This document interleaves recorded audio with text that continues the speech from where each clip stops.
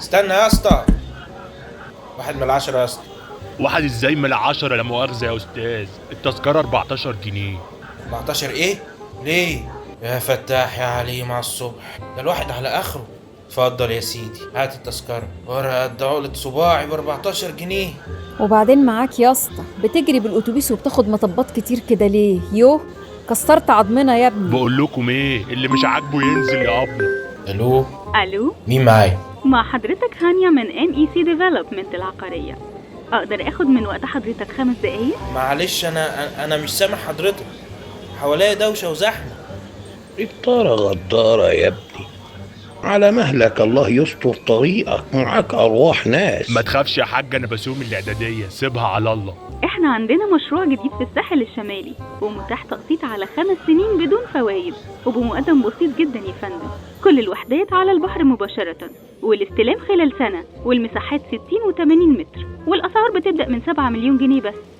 الو، حضرتك معايا يا فندم؟ معلش انا مشغول قوي الحقيقة. حضرتك ويا فندم.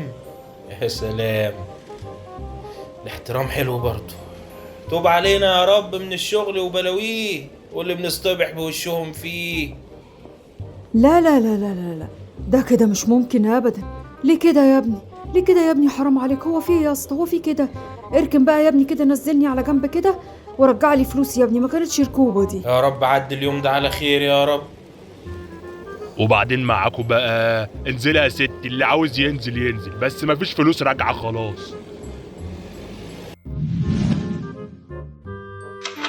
مساء الخير يا حاج، وحشاني يا ابني. مش عوايدك ترجع من شغلك عليا؟ مالك يا عادل؟ لما بتقولي يا حاجة بعرف انك تعبان. الواحد مش عارف يلاقيها منين ولا منين، الشغل ومشاكله ولا البيت وزن العيال وشيرين. تعبت وحاسس اني بلف حوالين نفسي طول الوقت ومفيش جديد. النهارده شكل امبارح، كله تعب. يا ابني ارمي توكالك على الله يا ابني، انت لا اول ولا اخر حد اتجوز وخلف. مع اني نصحتك ما تستعجلش، كنت تستنى كام سنة ولا تروح تشتغل في الخليج مع ابن عمتك، كنت عملت لك قرشين يسندوك. انما خلاص اهو اتجوزت اللي حبيتها وربنا كرمك بعيلين زي الفل، تحمد ربنا بقى على نعمته وترضى. ولا انت فاكر انك اول واحد يشتكي من العيشة يعني؟ ما كل الرجالة كده شغالين وبيلفوا في ساقية الدنيا زيك تمام. ارمي توكالك على اللي خلقك، مفيش أحن منه عليك. ارجع بيتك يا ابني، زمن مراتك قلقانة انك انت اتأخرت عليها. لا، هنزل اقعد على القهوة مع اصحابي شوية افك عن نفسي. خد بنصيحتي يا ابني، بلاش قعدة القهوة دي، ولعلمك محدش فيهم هيحب لك الخير زيي. أصحابك دول عواطلية، لا شغلة ولا جوازة، وحاسدينك على عيشتك اللي انت مش عاجباك أبدا. تصدق بقى كلامهم معاك ممكن يخرب بيتك. بلاها القعدة دي والله يا ابني، اسمع مني، أنا قلبي عليك.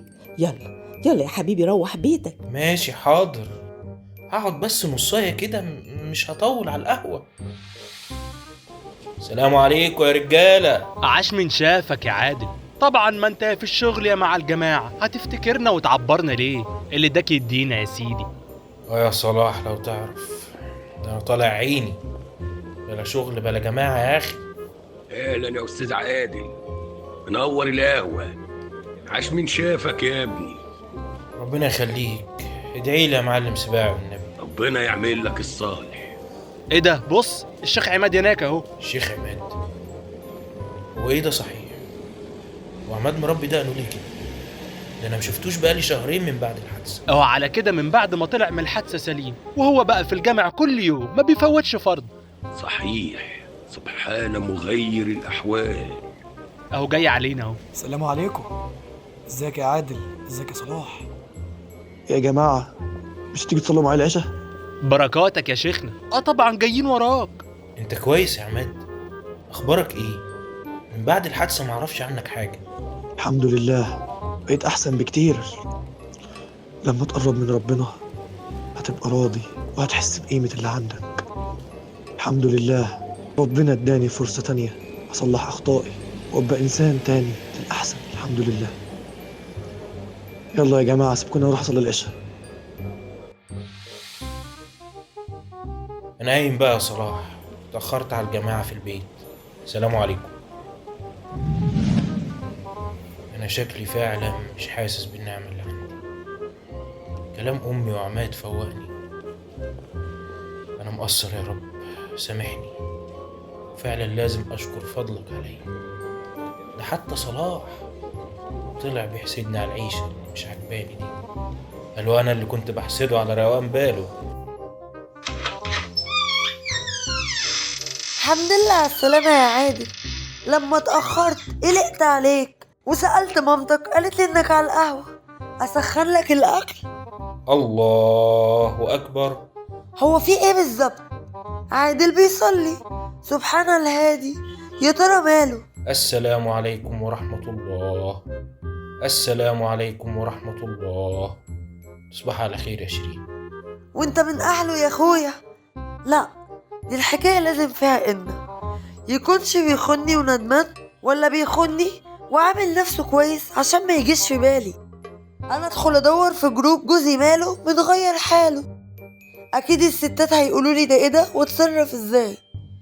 يا لهوي، ده طلع في ناس زي حالة عادل اهو بيخونوا وندمان.